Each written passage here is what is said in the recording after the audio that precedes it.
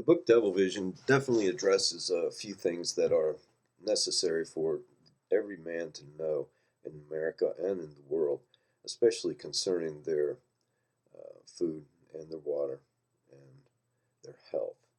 Now, there are reports from the government that this technology will make people more healthy over time. We don't know exactly what they're alluding to here. Does it mean healthy for the government, healthy for the wealthy, healthy for the actual people experiencing this inundation of chemicals?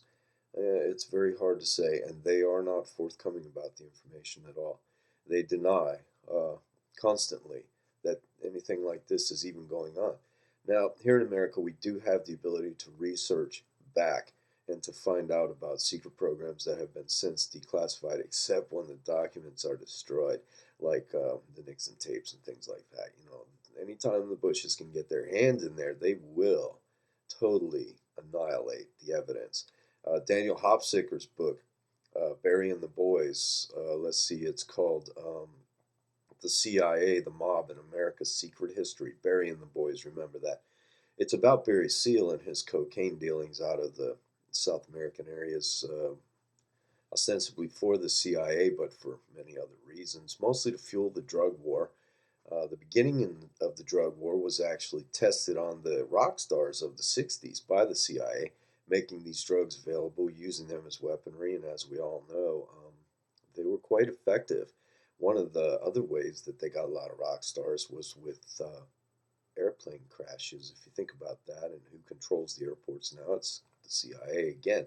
Anyway, Burying the Boys, the CIA, the Mob, and America's Secret History highlight the fact that uh, things are not as they seem, and the book itself basically will lead you on what's left of a paper trail to pretty much an irrefutable conclusion of who killed Kennedy.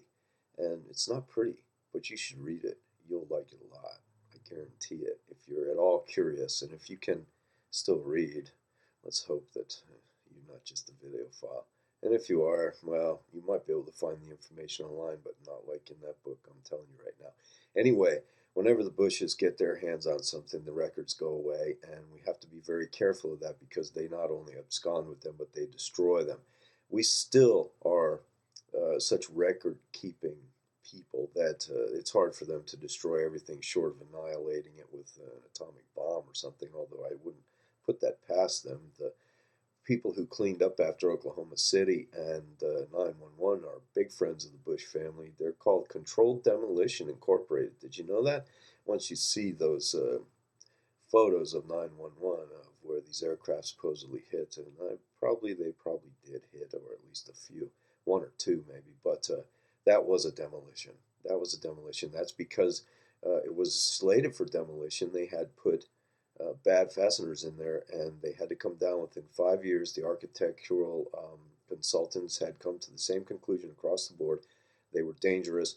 It was going to cost 5 times as much to take those buildings down as it did to build them because they had to be taken down from the top down, right? Okay, so now you understand where the money came in, other than, of course, the terrorist insurance clauses that Silverstein had added on and all his boys.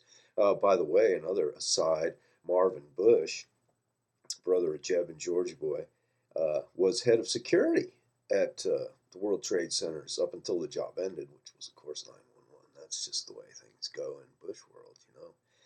Back to the story. There's a lot of records that are kept, like of Project Argus, where initially they started experimenting up in the atmosphere with the ionosphere to see how it affected the people below.